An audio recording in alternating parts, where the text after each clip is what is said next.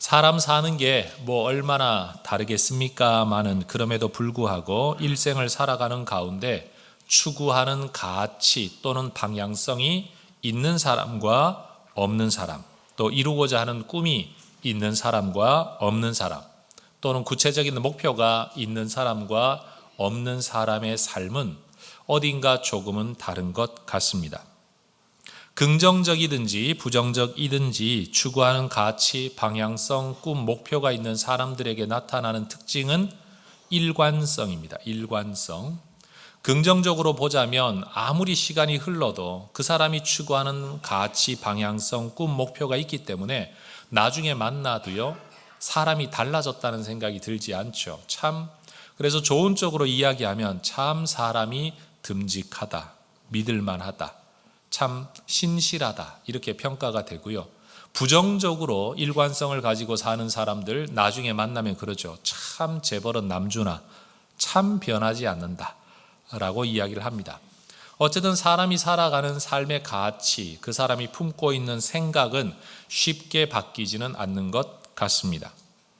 여러분, 긍정적인 의미에서 변함 없는 사람, 또 믿을 만한 사람, 그래서 아무리 시간이 흘러도 믿을 수 있는 사람, 수십 년을 떨어져 지났다가 다시 만나도 여전히 같은 모습으로 살아가는 사람, 그런 사람 되시기를 주의 이름으로 축원합니다. 여러분, 아마 변치 않는 모습, 한결같다, 여전하다라는 말을 쓸 때 이것은 어쩌면 하나님의 성품이다라고 말하는 것이 옳을 것 같습니다. 다니엘서 6장 26절은 이렇게 하나님을 묘사합니다. 그는 살아계시는 하나님이시요 영원히 변하지 않으실 분이시다. 우리 하나님이 영원히 변하지 않는 분이십니다. 그래서 믿을만 하죠. 여러분, 수천 년 전에 하나님 섬겼던 사람이나 지금 하나님을 섬기는 사람이나 하나님이 여러분 시간이 흐르는 데 따라서 성품이 바뀌지 않습니다. 이랬다 저랬다 하지 않습니다. 만약 그렇게 하나님이 바뀐다면 심판의 기준도 늘 바뀌는 것이라서 그렇겠죠? 상을 주는 기준도 바뀌실 것이고, 그렇게 되면 어느 누가 하나님을 제대로 섬길 수가 있겠습니까? 우리 하나님은 영원히 변치 않는 분이십니다. 욥기 23장 13절에서도 하나님을 이렇게 설명합니다. 그는 뜻이 일정하시다. 누가 그를 돌이킬 수 있겠냐? 뜻이 일정하신 분. 영어 성경을 보면요, in one mind라고 이야기를 합니다. 하나의 마음, 나누어지지 아니하고 분할되지 아니하고 변치 아니하는 하나의 마음을 가지고 우리 하나님 존재하신다. 우리 하나님의 이 동일하신 모습 속에 가장 두드러진 특징은, 그래서 우리 하나님은요, 옛날에 말씀하셨던 것을 지금 생각이 바뀌었다고 고치지 않으십니다. 처음에 품으셨던 뜻이 시간이 흘렀다고 바뀌질 않습니다. 한 마음 속에 사시는 하나님, 변치 않는 하나님. 그래서 지난주에 여러분에게 인용을 했다시피 이사야 46장 11절에 내가 말하였은즉 반드시 이룰 것이요 계획하였은즉 반드시 시행하리라. 이 구절은요, 시간이 아무리 흘러도 우리 하나님 앞에 적용되어지는 하나님의 성품입니다. 태초에 작정하신 뜻이 아직도 유효하고요, 오늘 말씀하신 것이 세상 마지막 날이 되어도 여전히 유효하고 변치 않으실 하나님, 바로 그런 하나님이시기 때문에 우리 예수님의 탄생 배후에는 우리를 사랑하셔서 우리를 구원하시겠다는 아버지 하나님의 뜻이 있었고, 그 구원하겠다는 뜻을 말씀으로 다 해주셨고, 그리고 그것을 이루기 위해 지금도 일하고 계시다. 품은 뜻을 말씀하시고 그것을 이루시면서 일관성 있게 일하시는 우리 하나님. 우리 하나님의 이러한 뜻, 이러한 성품이 없었다면 우리의 구원은 이루어지지 않았을 것입니다. 그리고 이 과정 속에서 순종하는 하나님의 사람들은 역시 하나님의 도구로 쓰임을 받았다는 사실. 오늘 우리는 이렇게 말씀하신 것을 반드시 이루시는 하나님의 모습을 설교 가운데 살펴보게 될 겁니다. 오늘 설교를 통해 제가 기대하는 것은 딱 두 가지입니다. 첫 번째는 하나님은 말씀하시면 반드시 이루신다라는 사실을 믿기 때문에, 바로 그 믿음 때문에 우리가 하나님의 말씀을 귀히 여기는 것입니다. 그리고 그 말씀을 품고 살아가는 겁니다.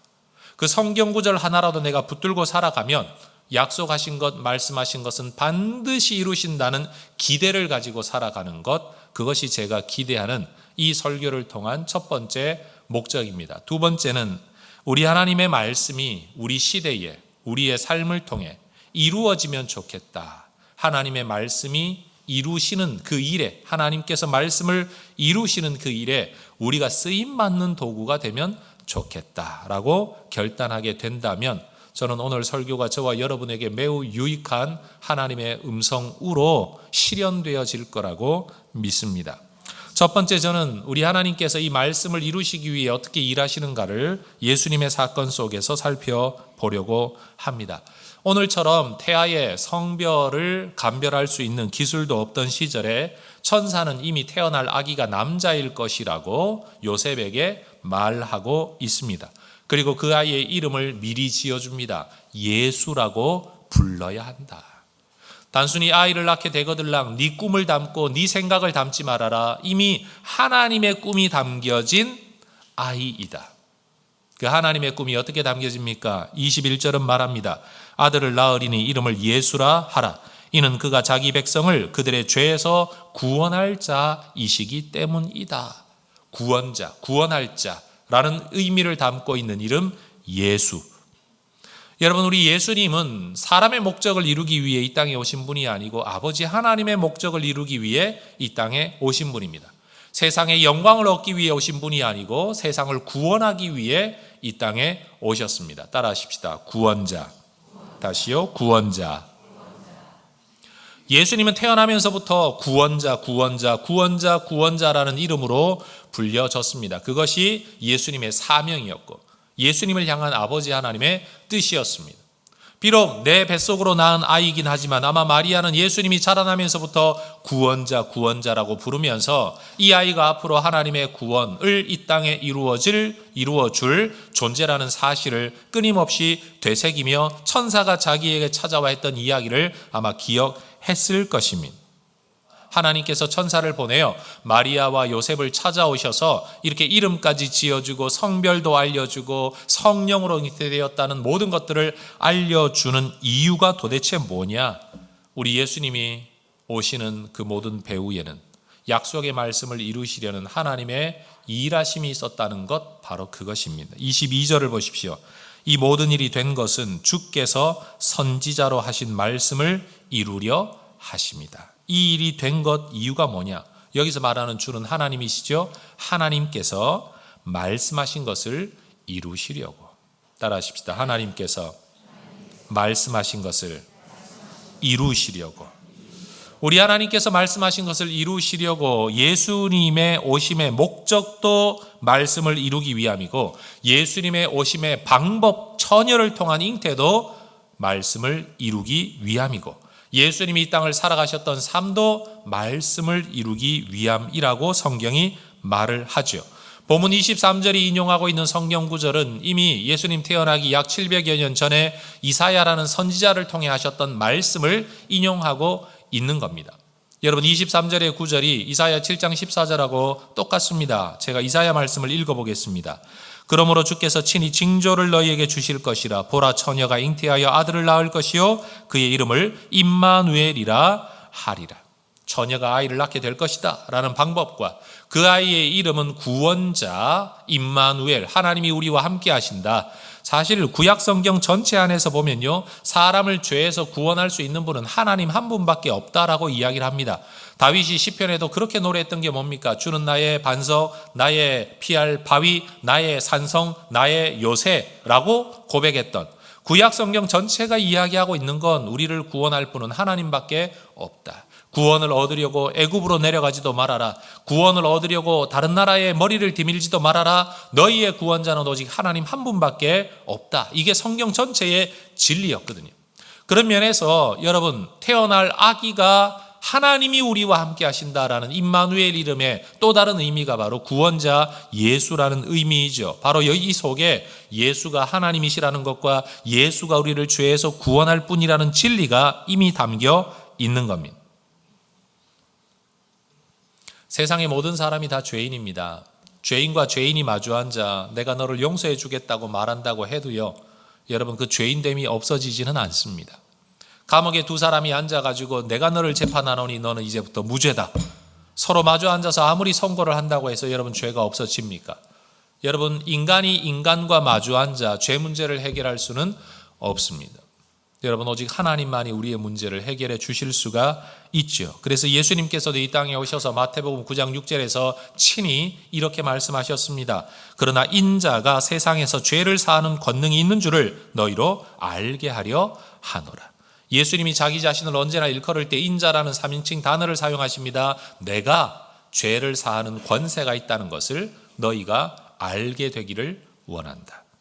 바로 예수님은 하나님으로 이 땅에 오셔서 우리를 죄에서 구원할 분으로 오셨다는 겁니다. 마태복음 26장 28절에서도 예수님은 성만찬 시절에 이런 말씀을 하셨습니다. 이것은 죄 사함을 얻게 하려고 많은 사람을 위하여 흘리는 바 나의 피 곧 언약의 피니라. 죄 사함을 얻게 하려고. 누구를요? 많은 사람의 죄 사함을 얻게 하려고. 그래서 성탄은 그저 한 생명의 탄생 수준이 아니라는 거죠. 저는 그런 면에서 만약 제가 어떤 표현을 쓰고 싶다면 저는 이런 표현 쓰고 싶은 거죠. 아기 예수 탄생을 축하합니다가 아니고요. 구세주 예수 탄생. 하나님이신 예수님의 이 땅에 오심을 우리는 기뻐합니다. 저는 이게 진짜 성탄을 맞이하는 우리의 올바른 모습이 되어야 된다라고 생각을 합니다. 예수님을 그저 한 인간 취급하는 수준으로 머물 수는 없다는 거죠. 우리를 죄에서 구원해 줄 분, 그 이름 자체가 구원자이신 그 예수님.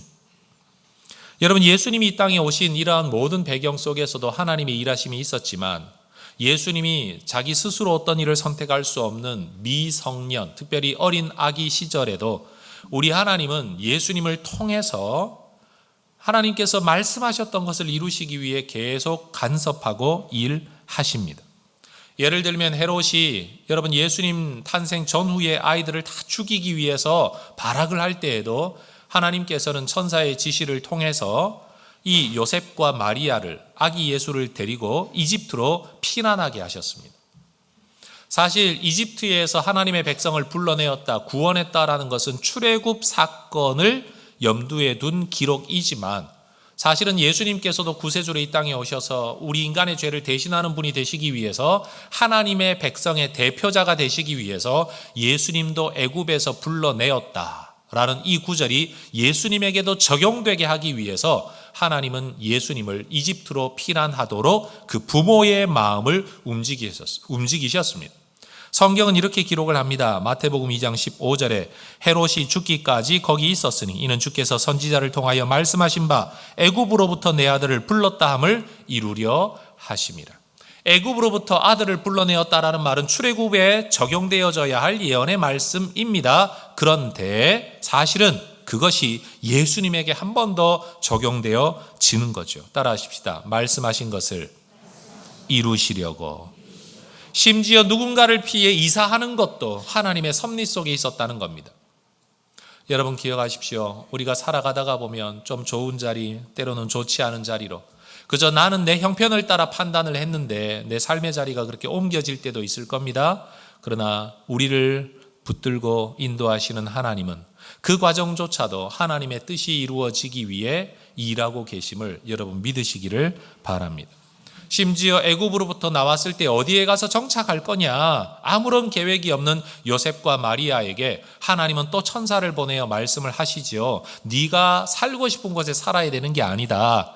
약속하신 말씀이 이루어지기 위해 네가 이곳에 가서 살아야 되겠다. 우리 하나님 또 말씀하십니다. 마태복음 2장 21절에서 23절 요셉이 일어나 아기와 그의 어머니를 데리고 이스라엘 땅으로 들어가니라.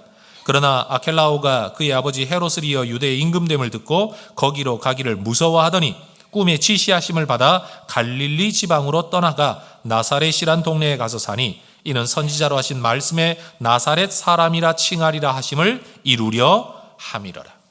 여러분 요셉과 마리아는 형편을 보고 두려워서 자기 나름의 판단을 내렸을 뿐인데 하나님은 거기에도 간섭하시고 지시하시고 말씀하셔서 나사렛 사람이라고 칭하게 될 것이라는 우리 예수님에게 예언된 내용을 이루시려고 그들을 인도하고 계셨던 겁니다.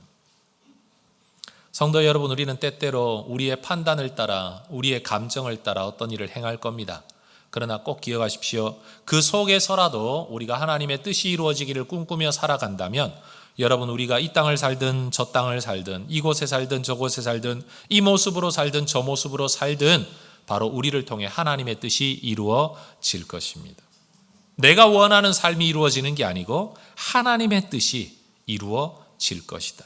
그러니 여러분, 예수님의 탄생 배후부터 시작해서 출생 초기까지, 그리고 성경이 사실은 예수님의 중간 어릴 때 이야기를 다 빼놓고 있기 때문에 다 설명할 수는 없지만 우리는 예수님의 모든 삶의 과정이 바로 이 하나님께서 약속하신 말씀을 이루시기 위해 그들을 인도하셨다는 사실을 알게 되는 거죠.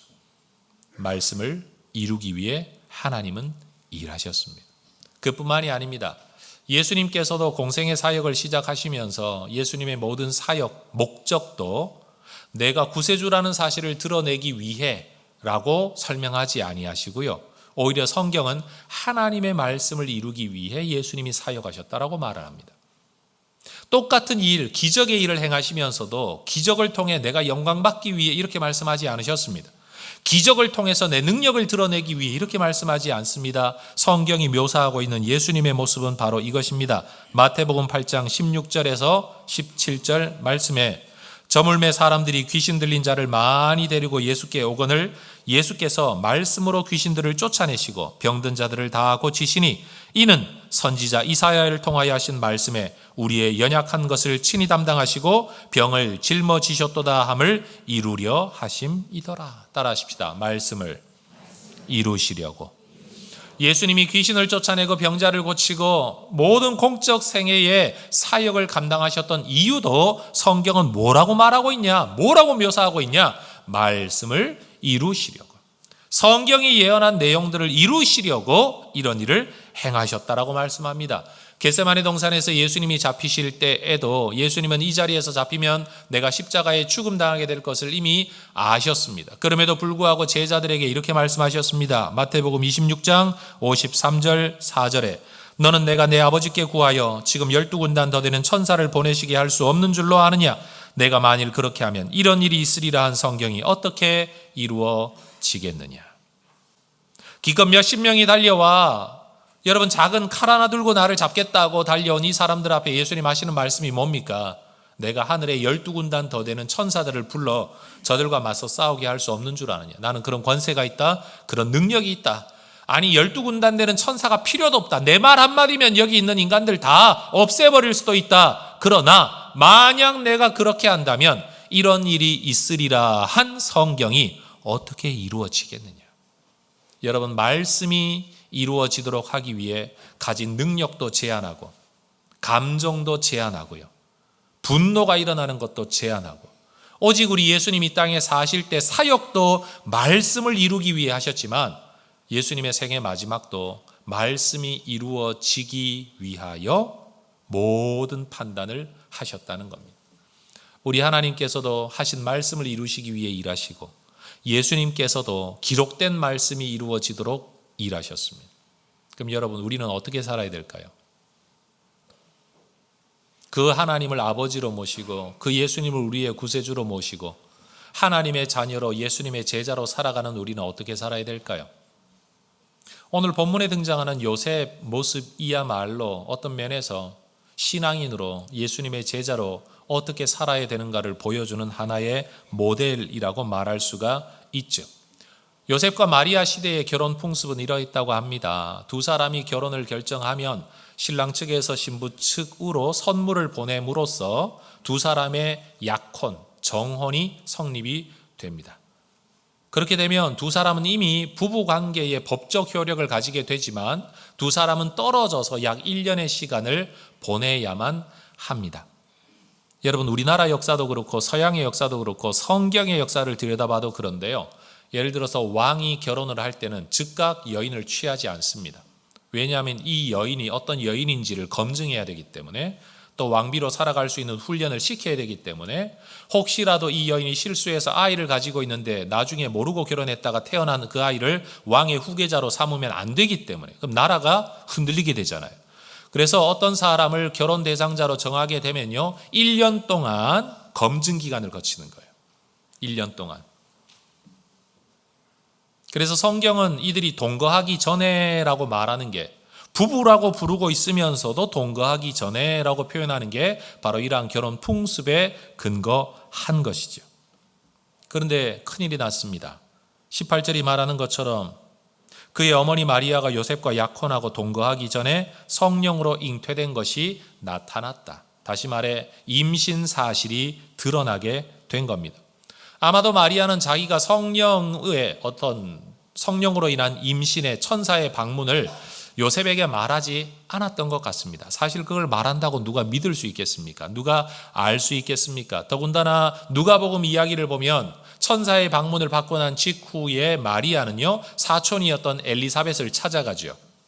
그리고 거기서 3개월을 머물렀다라고 말을 합니다. 아마도 그 3개월의 기간이 지나고 나면서부터 입덧을 비롯한 여러 임신 증상이 나타난 것이 알려진 것이 아닌가 우리는 추측해 볼 수 있죠. 약혼 관계에 있던 여자가 임신을 했다. 가능성은 두 가지입니다. 추행을 당했든지 부정을 저질렀든지.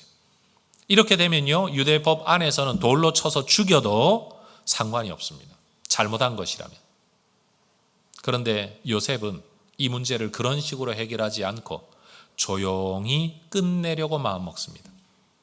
여인의 잘못을 굳이 부각시키지도 않지만 그렇다고 내가 부정한 여인을 데려올 수도 없기 때문에 어떻게 하면 이 관계를 정리할 수 있을까 요셉은 고민했던 것 같습니다. 19절을 보십시오. 그의 남편 요셉은 의로운 사람이라 그를 드러내지 아니하고 가만히 끊고자 했습니다. 요셉의 성품이죠. 그리고 20절은 말합니다. 그가 이 일을 생각할 때에, 여러분 이 생각은 한번 생각했다는 게 아닙니다. 고민을 했다는 겁니다. 어떻게 하면 큰 사건 만들지 않고 이 문제를 해결할 수 있을까? 여러분 의로운 마음을 가지고 고민하는 요셉에게 하나님께서 또 주의 사자를 꿈에 보내 말씀하십니다. 20절을 보십시오. 이 일을 생각할 때에 주의 사자가 현몽하여 이르되 다윗의 자손 요셉아 네 아내 마리아 데려오기를 무서워하지 말라. 그에게 잉태된 자는 성령으로 된 것이라. 이 모든 일이 된 것은 주께서 선지자로 하신 말씀을 이루려 하심이란다. 여러분 마리아는 우리가 보건대 요셉과의 결혼 혹시라도 이것이 파혼이 되더라도 내가 이 아이를 하나님이 보내신 이 아이를 내가 낳아 길러야 되겠다라고 결단했던 것 같습니다. 이 문제에 대해서 요셉과 상의하지 않았던 것 같습니다. 또 상의한다고 해서 요셉이 이해할 수 있을 거라고도 생각하지 않았던 것 같습니다. 아마 마리아는요, 이 모든 짐을 혼자 짊어지고 그냥 혼자 가겠다. 아마 이런 결단을 했던 것 같아요. 여러분 때때로 우리가 사람들에게 설명할 수 없는 일들이 있습니다. 설명한다고 상대방이 이해 못하는 일들이 있습니다. 여러분 그때 하나님께서 직접 요셉에게 설명하셨습니다. 이런 은혜가 여러분에게 있어지기를 축복합니다. 내가 내 입으로 구차하게 설명하지 않아도 하나님께서 그 사람을 이해하시게 하고 그 사람을 변화시키게 하시고 그 사람이 받아들이게 하고 그 사람이 나를 편들게 하는 어떤 하나님의 역사. 여러분 하나님의 말씀을 품고 살아가는 사람을 위해 그 사람이 하나님의 말씀이 이루어지기 위해 처녀로서 아이를 낳는 것을 받아들였던 이 마리아를 하나님이 보호하십니다. 그 말씀이 이루어지기 위해 그 일을 하고 있기 때문에 그 말씀이 이루어지려면 하나님께서 요셉에게도 일을 하셔야만 했던 겁니다. 그리고 하나님께서 요셉에게 하셨던 이 모든 설명의 마지막 결론이 뭡니까? 선지자를 통해 하신 하나님의 말씀이 이루어지기 위해 이런 일이 있는 거다. 자, 한번 따라해 보십시다. 때때로 내 인생에 이해할 수 없는 일들이 일어날 때 어쩌면 그 일은 하나님께서 뜻하신 일들이 이루어지는 과정일 수 있습니다. 그렇습니다. 여러분 내 인생을 내 손에 쥐고 살면 얼마나 좋겠습니까? 내 뜻대로 살 수 있으면 얼마나 좋겠습니까마는 세상에 어떤 사람도 자기 뜻대로 자기 인생을 그렇게 마음대로 못합니다. 그런데 예수 안 믿는 사람들은 그런 인생이기 때문에 인생은 참 허무하다라고 말을 하고 인생은 참 자기 뜻대로 안 된다고 탄식하고 살아갑니다. 될 대로 되라는 식으로 사는 사람들도 있습니다. 그러나 하나님을 믿는 우리는 어떻게 생각해야 되느냐? 내 뜻대로 되지 않는 그 인생, 하나님의 뜻대로는 된다. 맞습니까, 여러분? 내 뜻대로 되지 않는 그 인생, 하나님의 뜻대로는 된다. 내 인생이 내 손 안에 들어와 있지는 않지만 하나님의 손 안에는 들어와 있다. 내가 생각할 수 없고 내가 예측할 수는 없지만 하나님은 이미 다 아시고 하나님은 그 뜻을 이루어 가신다. 그럼 여러분, 내 인생과 내 마음이 여러분 분리되지 않으려면요, 내 인생을 쥐고 계신 하나님을 믿고 그 하나님을 의지하고 그 하나님을 신뢰하고 따라가면 비록 내 머리로는 내 마음으로는 이해되지 않더라도 여러분, 내 삶과 내 인생이, 내 생각과 내 인생이 분리되어지지 않을 수 있습니다. 저는 그런 면에서 우리 하나님을 믿고 섬기는 사람들이야말로 자기 인생을 설명할 수도 없고 이해할 수도 없고 받아들일 수도 없는 자기 인생을 받아들일 수 있는 힘은 오직 믿음을 가진 사람에게만 있다라고 생각합니다. 여러분의 인생이 때때로 참 안 풀려서 너무 꼬여서 여러분 참 힘든 성도님들이 계시다면 여러분, 인생이 꼬여도 마리아만큼 꼬이지는 않으셨을까요? 안 그래요, 여러분? 요셉만큼은 안 꼬였을 거 아닐까요? 한번 생각해 보세요. 내 아이가 아닌 아이를 가진 여인을 아내로 맞아들여야 된다. 아마 이거 내 아이가 아니야 라고 말하면 마리아가 이상한 사람이 되니까 말도 못하고 속만 끓이는 일이 얼마나 많았을까요? 추측해 보건대, 이건 성경 아닙니다. 혼자 추측해 보건대 아마 누군가는 그랬을 거예요. 의롭다, 선하다, 대단하다라고 말하는데 요셉 이 자식 알아보니까 이거 완전히 부뚜막에 먼저 올라가는 고양이처럼 말이야. 뒤로는 나쁜 짓 벌써 다 했구만. 사고 쳤네 벌써. 아마 이런 이야기를 들으며 살았어야 했을지도 모릅니다. 그러니 여러분, 예수라는 이 우리의 구세주를 가슴에 품은, 성령을 가슴에 품은, 말씀을 가슴에 품은 마리아와 요셉은요, 어떤 면에서 보면 인간적으로는 치러야 할 값이 참 컸을지도 모르겠다라고 생각을 합니다. 그런데 그들의 바로 그러한 삶 때문에 하나님의 뜻이 이루어지고 우리의 구원이 이루어졌습니다. 여러분, 우리 구세주 예수님 때문에 우리가 오늘 예배하고 평생을 예배하고 천국 가서도 예배하는 게 마땅하지만 우리 모두 천국 가면 우리 혜성교회 교인들은 다 줄 서서 앞에 가가지고 마리아와 요셉한테 가가지고 땡큐 인사는 한번 해야 저는 되지 않을까 싶습니다. 왜요? 그렇게 받아들이고 그렇게 인내했으니까 하나님의 뜻과 구원이 이루어졌잖아요. 여러분, 혜성교회가 여기까지 오는 일에 그런 일이 없었을까요?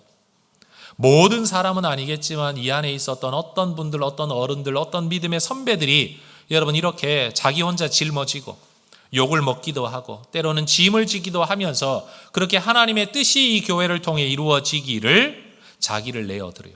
자존심을 내려놓고 물질을 내려놓고 시간을 내려놓고 자기 인생을 드렸기 때문에 어쩌면 오늘까지 오는 하나님의 역사가, 하나님의 뜻이 우리 교회 안에 실현되어질 수 있었을 것이라는 사실이죠. 여러분, 바로 그런 점에서 여러분, 우리의 삶도 이러한 삶이 될 수 있기를 주의 이름으로 축원합니다. 요셉은 성령의 분부대로 마리아 데려오기를 거부하지 않습니다. 24절이 말하는 것처럼 요셉이 잠에서 깨어 일어나 주의 사자의 분부대로 행하여 그의 아내를 데려왔다.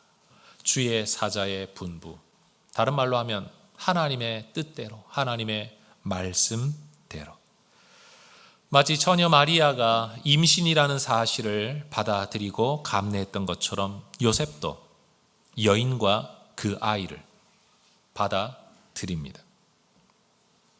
그리고 25절을 보면 아들을 낳고 그 아이의 이름을 예수라고 짓습니다. 순종하는 모습이죠. 천사가 시킨 그대로. 여러분, 하나님의 뜻이 실현되어지기까지 하나님은 언제나 일하십니다. 말씀을 이루시려고. 예수님도 일하셨습니다. 말씀을 이루시려고. 그리고 하나님의 사람들도 순종 헌신했습니다. 어떻게 해요? 하나님의 뜻이 이루어지기를. 전 우리의 삶에서 이러한 일이 일어나기를 소망합니다. 성도 여러분, 인생에 어려움이 있고 길이 보이지 않을 때 사람에게 가서 엉뚱한 데 가서 길을 자꾸 찾지 말고 성경에서 길을 찾는 여러분 되시기를 바랍니다. 왜요? 이 성경 구절 아무것도 아닌 것 같지만 이 구절을 읽다가 기도하는 가운데 어느 구절 하나가 내 마음에 들어오면 그것이 하나님의 말씀 아닙니까? 그 하나님의 말씀을 내 가슴에 품고 그거 하나 붙들고 이게 내 인생의 동아줄이다, 생명줄이다, 그 구절 하나 붙들고 이루어지기를 기도하면서 살아가면 주께서 반드시 이루실 것입니다. 왜요? 우리 주님은 말씀하시고 반드시 이루시는 분이시니까요. 여러분 이 말씀을 정말 귀하게 여기는 성도들이 되어야 합니다. 설교를 예배 시간의 순서의 하나로만 치부할 것이 아니라 여러분 이 말씀을 들을 때마다 마치 주의 천사가 나를 찾아오는 것처럼, 여러분 하나님이 나를 찾아오는 것처럼 이것이 내 생명줄이라고 들어야 됩니다. 그리고 그 말씀을 가슴에 품는, 잉태하는 그 말씀, 그것이 일주일의 삶, 내 생애의 삶의 현장에서 하나님께서 그 말씀을 이루시는 일을 봐야 되겠죠. 내 삶의 문제를 해결해 주시겠다고 약속하시면 삶의 문제가 어디서 해결되겠습니까? 응답은 예배 시간에 설교를 통해 있을런지 몰라도 해결은 삶의 현장에서 하실 거라는 거죠. 그래서 우리는 일주일의 삶을 기대 가운데 살아야 됩니다. 내가 품은 말씀이 어떻게 이루어질 것인가? 말씀의 사람 되시기를 주의 이름으로 축원합니다. 성경을 품으면 기적의 사람이 됩니다. 말씀을 품으면 내 능력은 아무것도 아니로되 하나님은 그 말씀을 반드시 이루십니다. 그리고 기록된 하나님의 말씀이 이 땅에 실현되기를 꿈꾸면서 헌신하며 살아가는 사람들을 통해 하나님께서 또한 놀라운 일을 이루실 것입니다. 여러분, 우리 교회 안에 하나님의 말씀이 실현되기 위해 헌신하는 마리아와 요셉 같은 인물들이 많아지기를 소망합니다. 바로 여러분들이 그렇게 되실 겁니다. 여러분, 우리가 살아가는 이 지역 안에 우리 혜성교회 존재 목적이 어디에 있습니까? 이 말씀이 진짜 하나님의 말씀이다, 우리끼리만 믿는다 선언하는 게 아니라 그 말씀이 실현되어지는 것을 우리의 삶을 통해, 우리 공동체를 통해 세상이 보게 될 때 정말 하나님 살아계신가 보다. 여러분, 그렇게 세상이 하나님께로 나아오게 되는 이런 구원의 통로가 되어야 되지 않겠습니까? 말씀을 이루기 위해. 여러분, 사실 마태복음을 보면요, 1장부터 끝장까지 전체를 이 관점에서 서술합니다. 항상 그래서 구약의 예언을 계속 인용을 하고요, 이 말씀이 이루어지기 위해, 이게 마태복음이 다른 복음서와는 다른 서술 방법을 가지고 있는 특징이지요. 여러분, 우리의 삶도 그렇게 되기를 소망합니다. 내 삶을 통해 하나님의 뜻이 이루어지기를, 내 꿈, 내 뜻, 내 소원, 거기에 초점을 두는 게 아니라 내 삶을 통해 하나님의 뜻이 이루어지기를, 하나님의 말씀이 이루어지기를, 누구나 받을 수 있는 말씀이지만 그 말씀이 내 삶을 통해 실제라는 사실이 드러나게 되기를. 그래서 여러분, 삼각 막대에다가 빛을 투과시키면 여러분 무지개 색깔이 나오는 이 프리즘이라는 거 있지 않습니까? 그냥 보면 빛일 뿐인데 여러분, 이 막대를 통함으로써 아름다운 색깔이 드러나게 되는 것처럼 여러분, 하나님의 말씀 그냥 책 하나일 뿐인 같은데 내 삶을 통과했을 때 세상 가운데 우리가 정말로 기뻐하고 소원하는 행복한 어떤 모습들이 다 드러나게 되는, 사람들 눈에 이렇게 보여지는 빛이네 박네 정도가 아니라 예쁘네까지 갈 수 있는 여러분, 그러한 하나님의 도구들 될 수 있기를 소망합니다. 우리 시간 한번 합심해서 기도하십시다.